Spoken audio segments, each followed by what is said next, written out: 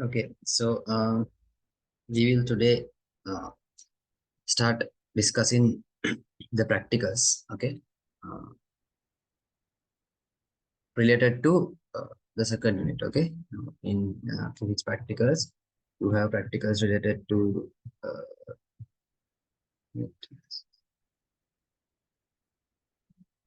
first unit. Okay, which is measurements. Okay, measurements and mechanics related parts.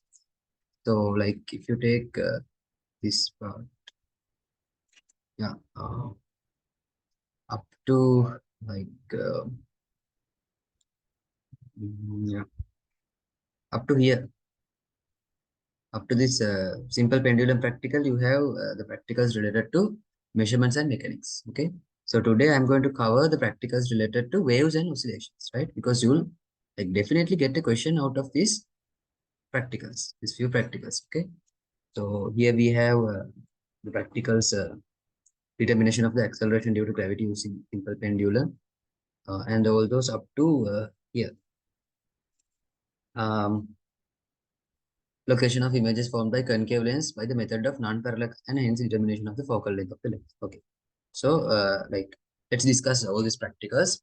And more importantly, uh, I'm going to discuss, like, if you take these practicals, wait a minute, I'll show you, right? If you take these practicals, like, and if you analyze the past papers, right? If you analyze the past papers, you see that, uh, like, many questions, right? Many questions are repeated. Okay. For example, if you take under waves and oscillations, simple pendulum, if you take simple pendulum practical, right? They might ask a certain question like how we can improve the accuracy of the practical, something like that. Okay, anything. I mean, if we use bob with greater weight, will it affect the practical? Okay, will it affect the readings? Likewise, if you take some specific question like that, okay, if you take some specific question like that, whether you have big brains, it doesn't matter. You won't be able to answer that. Okay? If you don't know the answer for that, you won't be able to answer that. There are some questions like that, right? Because we are not physicists. We are just you are just students, right? You are not physicists. You haven't done this practical 100, 200 times. So such questions to answer, you should memorize the answers and the questions for them, right? Since like we don't have enough time. If you don't have enough time, you can follow that method, right? Then like at least out of 10, you will be able to answer 8 questions. Now I'll show you a note I made related to that. Like, uh, but like, pardon me for not being able to type it and arrange it nicely because it's a handwritten note and the PDF might seem a bit messy. Don't worry. Okay. So if you take this practical simple pendulum to determine acceleration of gravity. Okay. Here there are some questions. See why we use metal, not wood. This is asked in a certain past paper. Okay. It might get repeated. Okay. These are the most key, like important key questions that you will get in the paper if they ask from this practical. See, these are the main questions. For all these practicals, there are such questions. Okay. But the thing is, like, I cannot guarantee that all the questions they ask will be from under this part. Like, but if you are able to memorize the answers and questions in this tune, okay, then I can assure that at least out of 10, you will be able to get 7 marks. Let's say you don't know anything about the practical, but if you memorize these questions and answers, and if you understand the practical properly, okay, then you'll be able to get good marks. Okay. So that's the target in this video series. So let's look at the first practical. Okay. First of all, we'll start with simple pendulum to determine acceleration of gravity. Right. What's its page? Page number 24. Okay. Is it right? This one. Okay. Yeah. So let's first of all discuss about the practical. Hmm. So here what we do is, first of all, look at the topic of the practical. When you analyze a practical, first of all, let's look at the topic. Okay. Determination of acceleration due to gravity using the simple pendulum. Okay. Determination of acceleration due to gravity using the simple pendulum. So um, here what we do is we use this pendulum to determine the acceleration of gravity. Right. So We hang this like this, and then we give it a small oscillation, right? Give it a small oscillation. So it will go back and forth. It will go back and forth. We can measure the time period of one oscillation. No worries, right? That means the time taken for this to go to this place, come back here, and then come again to the initial position. One oscillation. We can measure time period for one oscillation. Okay. That is the practical part. Okay. And also we have an equation. This T is equal to 2 pi root log. Okay. We have an equation T is equal to 2 pi root log. Okay. Now let us see the logic. Say you have this equation 2 pi root log. Okay. And you want to get a value for this G, acceleration due to gravity. Okay. So what we are going to do is we are going to uh, change this L. We're going to change this L and observe the change in T. Okay. We're going to change this L and observe the change in T. So for sure we can say our dependent variable. Dependent means it is depending on something. That is T, right? T is depending on this L. That is T. And our independent variable is L, right? I mean, L is something we can change independently. If you want, you can take L as 10. If you want, you can take L as 20. But not T, right? T will change according to L. So T is the dependent variable. L is the independent variable. All right. And normally in graphs, we take this dependent variable as Y and independent variable as X. Okay. Now I guess you have a little idea, right? T is equal to 2 pi root log. You know this should be the independent or the X variable, and this should be the dependent or the Y variable. So to make things easy, we can square this. This root gets cancelled. So we get an equation like this. Okay. Get an equation like this. So this is in the format y is equal to mx. See, this is the gradient. Okay. This is the gradient. Let me write it here. T squared, T is equal to 2 pi root log. Now there's no rule like you should always get T as the independent variable. There's no rule like that. You can even get T squared because T is something we calculate, right? I'll explain that further. So we get something like this. This T squared as a whole is our independent variable y. This is our gradient and this is x or the dependent variable. Okay. So what do? We plot a graph L versus T squared.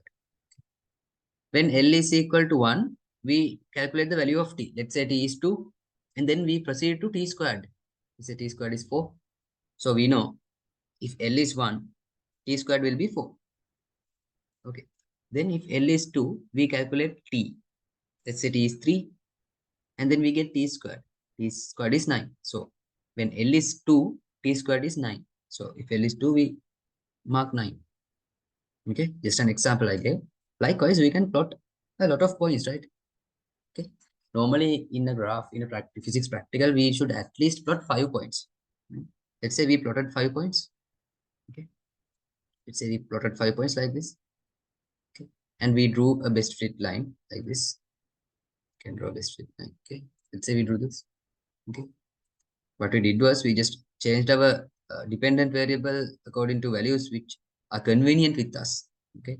So you can make this L 10 centimeters, 20 centimeters, 15 centimeters, convenient values.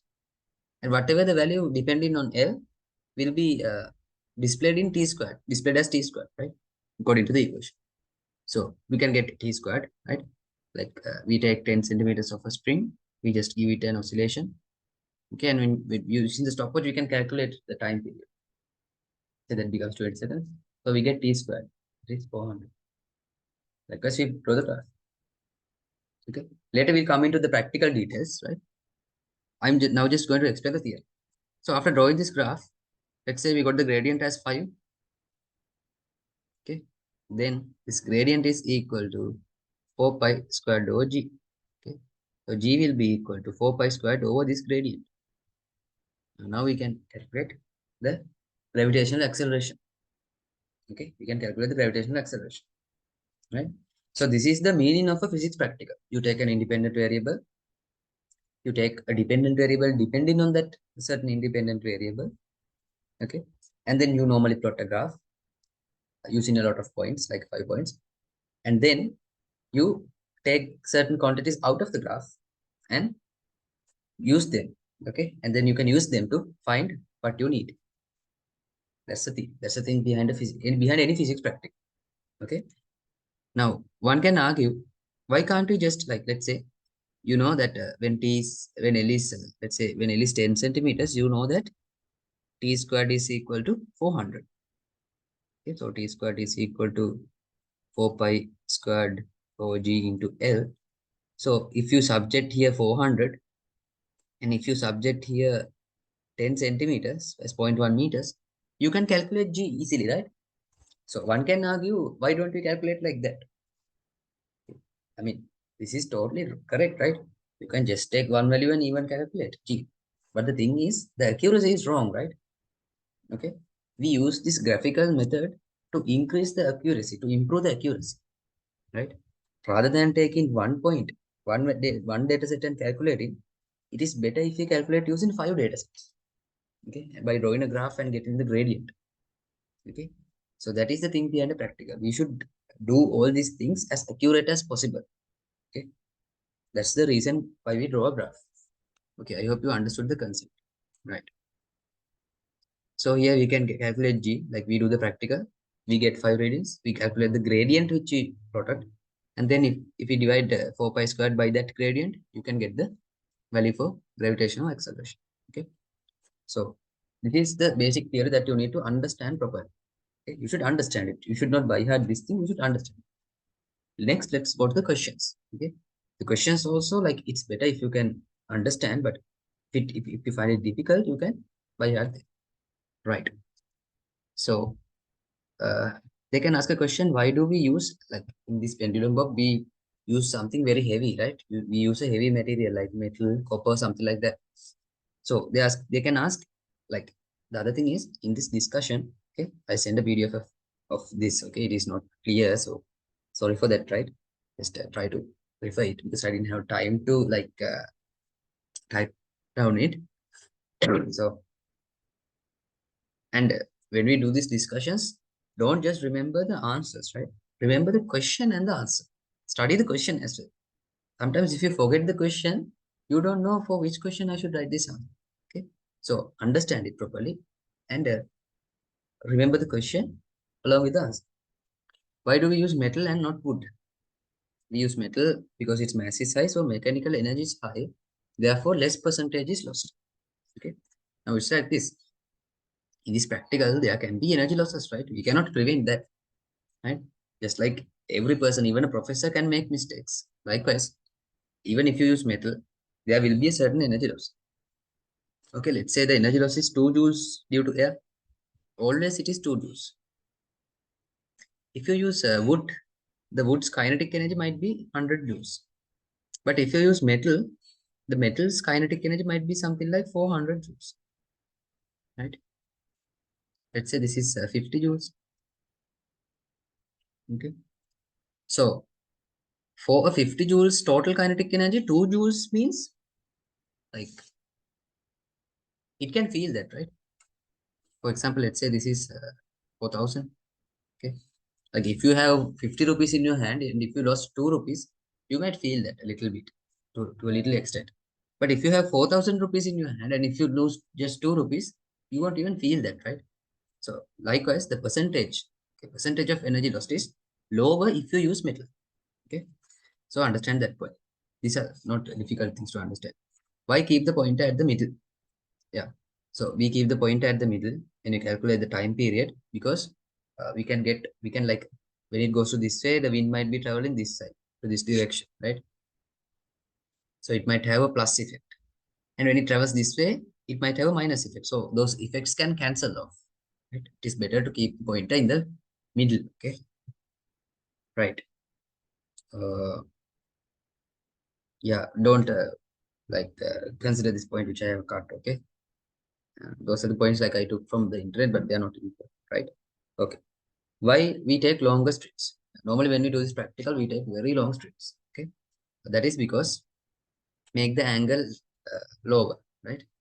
Actually, this thing has a derivation, right? I'll quickly show you the derivation as well for you to get an idea, right? Now, let's say if you take, so this is a simple harmonic motion, right? So let's say the angle is theta, right? And if you take the mass, let's say it is mg downwards, this way there will be a force acting. Okay, so this is theta. So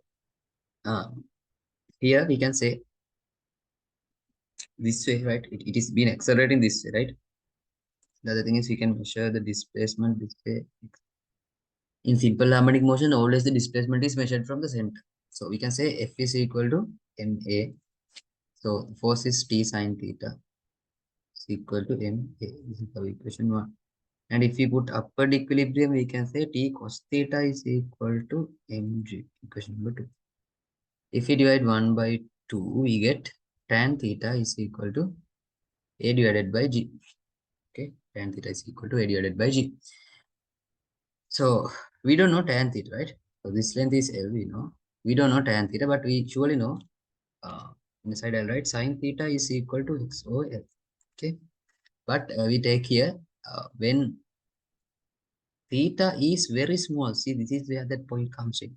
When theta is very small, okay, theta is very small, we can say sin theta is almost equal to tan theta. Tan theta is almost equal to tan theta. Therefore, we can say uh, sin theta is equal to A over G. What is sin theta? X over L is equal to A over G. Actually, if you take these directions, now we are calculating the force in this direction, but the displacement is in this direction. Therefore, it should be minus. So we can say A is equal to, okay, minus G over L times X. In simple harmonic motion, which is the characteristic equation. So remember, right? This is how we get the characteristic equation. Okay. So like the characteristic equation is A is equal to minus omega squared x. So we can say from this point we can say omega is equal to root G divided by L. Omega is equal to root G divided by L. So T is equal to 2 pi over root G over L. So T is equal to 2 pi root L over G.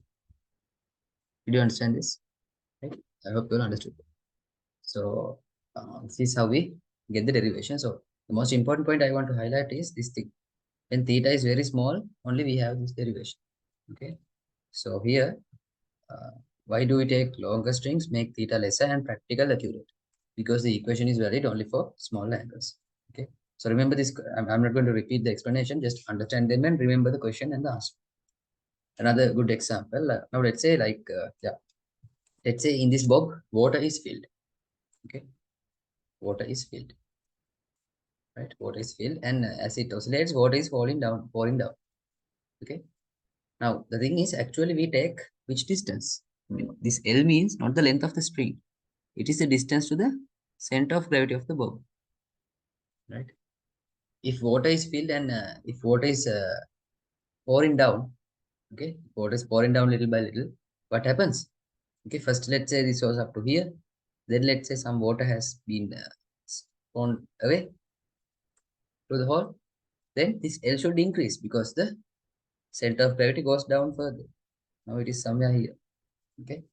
So what does that mean? If it is filled with water, then when water leaves, the center of gravity of the bubble go down, so L will increase constantly. And this thing now, the other thing is when we do this practical, right? We cannot get the time period at once, right? What we do is, right? What we do is we do like 20, 30 oscillations and then calculate the time period. Okay. There's a reason for that. Now let's say, okay, let's say in our stopwatch, the least count is 0.1 seconds. Okay, let's say the least count is 0.1 second. And the time taken for one oscillation is, let's say, uh, 2 seconds. Then what is the percentage here? That is 0.1 over 2 into 100. That is 5%. Okay, the thing is, this is not acceptable. Okay, your percentage error should be always less than or equal to 1%. This is not acceptable. Okay, 5% is not acceptable. Okay, let's say since this is not acceptable, what we are going to do is instead of taking one oscillation and counting it, we are going to take 10 oscillations. Okay, we are going to calculate for 10 oscillations. Right? So for 10 oscillations, what will be the time period? 10 oscillations would take 20 seconds, right? 10 oscillations would take 20 seconds. So the percentage error is equal to 0.1 over 20 into 100. Now it is 0.5%. So this is okay, right? So if you take 10 oscillations in this situation, that is totally fine. Okay, if you take 10 oscillations in this situation, that is totally fine. You can get a good answer. Okay, so that is how these questions come, right? First of all, you should check whether when I take this much of oscillations, it will take this much of time. So if I have the least count and if I have the time it might take, I can get the percentage error, right? And that percentage error should always be less than or equal to 1%. All right. Okay, so that is what I have given. This reading should be total time, right? If you take the time for one period, that's wrong. It should be the time if you count using your stopwatch. You might count 20 oscillations and you might record 20 seconds. That is something like that. Can you use a bob with multiple strings?